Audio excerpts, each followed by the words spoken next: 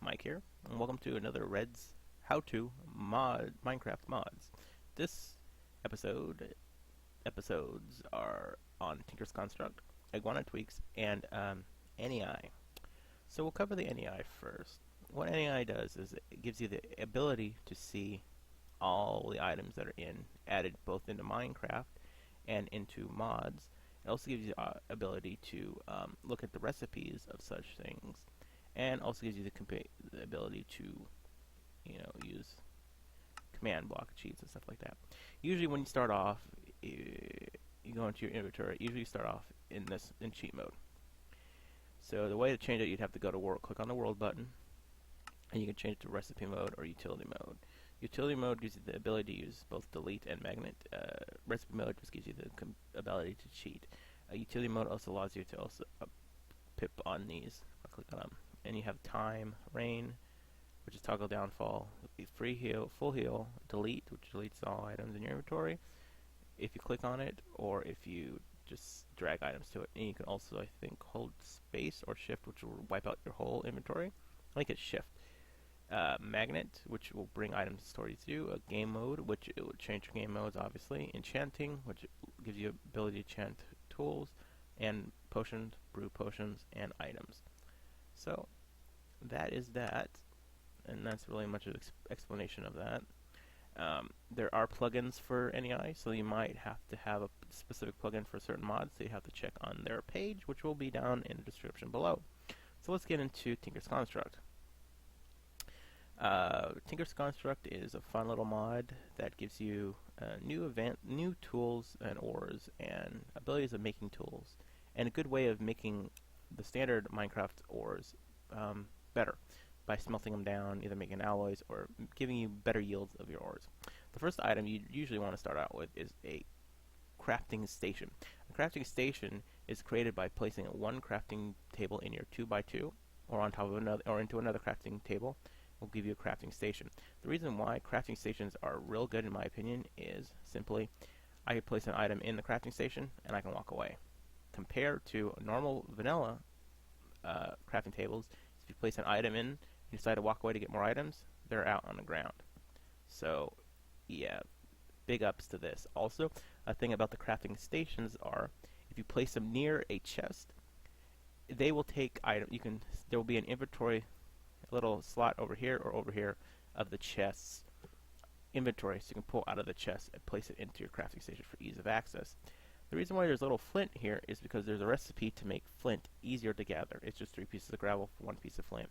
Just in case you don't want to spend the time going through and looking for flint and hitting the flint blocks with a shovel, if you're willing to sacrifice 3 blocks to get 1 piece of flint, there you go. Next item you're going to need in the crafting is blank patterns. Blank patterns will be the base of making more tables, certain tables that are needed for Tinkers, along with the tools itself. These will be turned into patterns later on, molds or stencils as they call them. And the recipe is 2 planks, vanilla planks, and 2 vanilla sticks. I like to say vanilla because as much as I play this with other mods that add different trees in, vanilla usually works a lot better. And it yields you 4 blank patterns. I say about 16, when you divide it in half, will give you 8 blocks. And 8 should be give you enough to make the more crafting stations later on, and give you enough to build all the tools you need to do. You can always add more. It's a simple recipe. And also, blank patterns are used to make some of the Tinker's books, and you can also have the recipe to make books. Let's see if I can find the book and show you the Minecraft books. And I'll show you a key feature in NEI.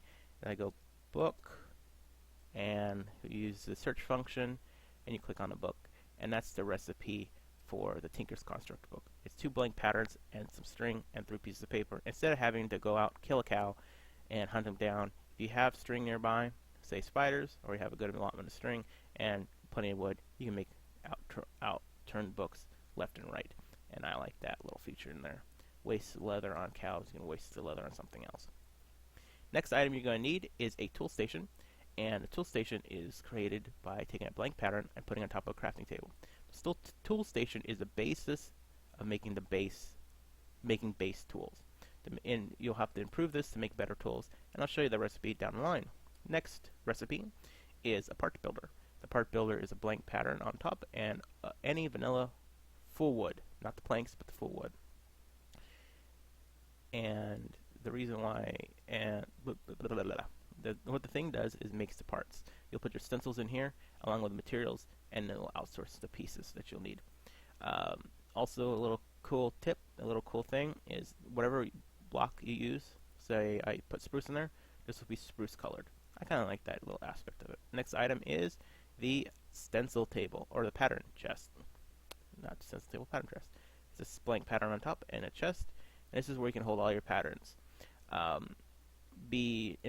little info for you: if you decide to make blank casts and don't put anything in, if you got extra casting liquid, they won't fit in here. You'll have to put them in a normal chest. That's a little FYI for later on. Next on the line is a stencil table. This is where you'll be building all your stencils or your part pieces. The crafting recipe for this is, again, any vanilla plank and a pattern on top. And I believe it also changes the color at the bottom down below. Excuse me one second. Next item is grout. Grout is important. Do I have that feature open? A little hover over feature. Did I turn that off? It's alright. It's alright. Doesn't really need it. Anyway, it's got a little hover over feature that shows you what the items are. Grout. Grout is needed to make the Tinker's Construct. There's two recipes: a piece of sand, a piece of gravel, and a piece of clay yields you 2 grout, or 1 clay block, 4 pieces of sand, and 4 pieces of gravel, which will yield 8. I recommend using this one because you're going to need a lot of grout. The output I recommend for getting grout for your first station, about that size or maybe smaller, is I say the minimum 2 stacks of 64. The maximum for just your first smelter, if you want it a little bit higher, is about 6 stacks of 64. Reason being is because 1 piece of grout in a furnace with any fuel yields you 1 brick. In order to make bricks, it's a 4x4, just like a normal brick pattern. Just like normal Minecraft bricks, it's a bit expensive. So yeah, you're gonna need that, and you're gonna also need these seared bricks, individual seared bricks, to make the rest of these parts for the smeltery. You're gonna need 8 of them for a smeltery controller, which is the brain of the smeltery, which you'll need to, which is a mandatory item that's needed to continue on to build a full smeltery. Next item you're gonna need is at least 2. I recommend at least 2 drains, and that's in a 6x6 pattern. You can have more or you can have less, but I recommend at least 2 for my setup. And again, more bricks, so I recommend a lot of grout. And the last one that is very mandatory is a seared tank. The tank is the fuel source. This is what will hold your lava, and you can also put fluids in it, but it's mostly for the lava for the powering this furnace. Again, there's another 8, but a piece of glass in the middle. These last 2 are just decorative in my opinion, but you can actually put liquid molten metal in them. And if you have a mod that implements a like a fluid not a fluid transposer, but a fluid pipe, you can use it to pipe out of these liquid tanks into the smeltery system. And the recipe is 6 and 3 pieces of glass in the middle, and the next one is a 4x4 cornered and a 5+ in the middle of glass.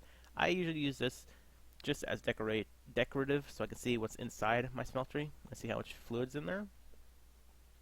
But it's not necessary. Next item that are necessary, because you'll need these for the smeltery drains, are the faucets. And it's in a bucket shape, and you'll need at least 2 of them if you're making my style of furnace. Next item up on the list is a casting channel, which extends the faucets. I don't use them, but this is the recipe. It's the kind of a minecart recipe. Next 2 items are also necessary. I also highly recommend them. Is a casting table and a casting basin, and that's the recipe for casting basin. This will give you full block output, and this will give you the ability to make tool parts and ingot molds, or ingots. I recommend both these in conjoin with each other because of the 9x9 formality of blocks. You'll need 9 iron ingots to make 1 block. If you have 10 iron ingots, if you just pour it all into this, you'll have a little bit of iron left over, and it'll be a waste unless you put more iron into it. and you can't put anything else into it until you get rid of the iron, either by destroying the block or putting more iron into it. That's what this comes in. You can pour the one ingot out into that, and put the 9 into that, and you'll have both a block and one ingot. This next item here is slime soil, and all this is another form of these pieces that I just shown you. It will smelt down into a seared, I believe it's called, let me look it up, because I don't use it all that much, but it's called the just seared brick. It's an alternate version of the smeltery controller. And the recipe is soul sand, gravel, and netherwort.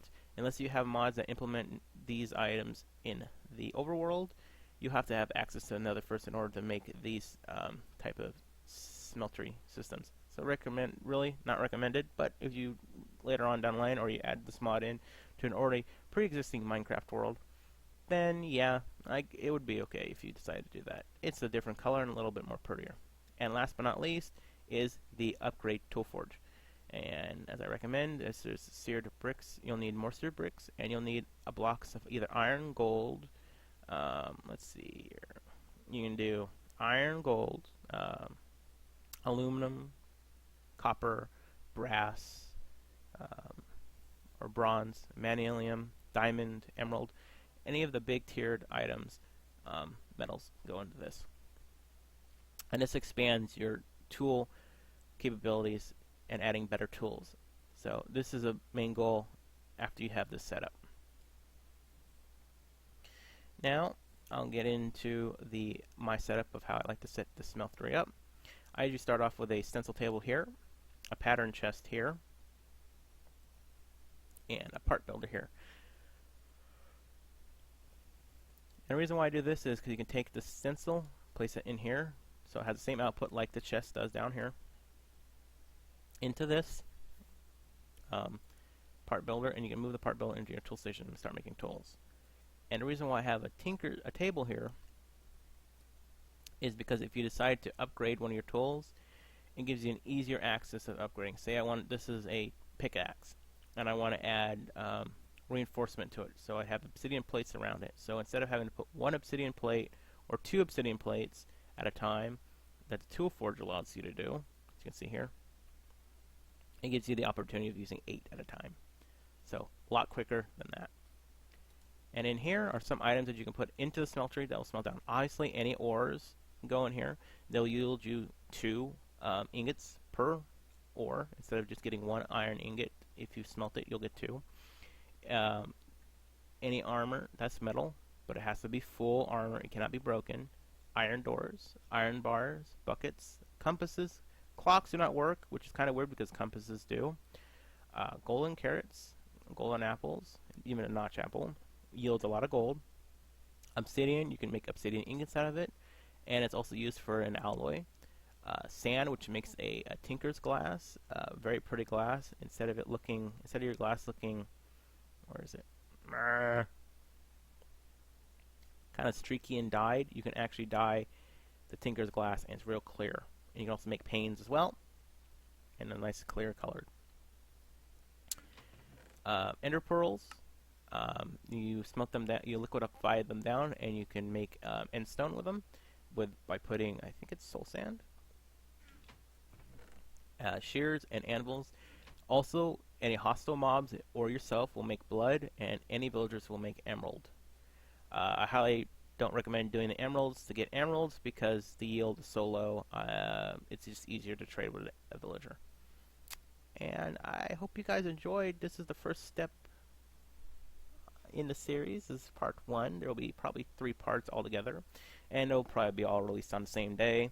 But I like to do them in 15-minute intervals, so it's easy for you to either if you can watch one video and you can step away and do something else, or play along with it and test around with it, and then go on to the second video. But I hope you guys enjoyed. Leave a like down below, and subscribe, and dislike if you didn't like it, and comment if you're curious about something else. I'll be able to help you. Have a good day. I'll see you later. Bye-bye.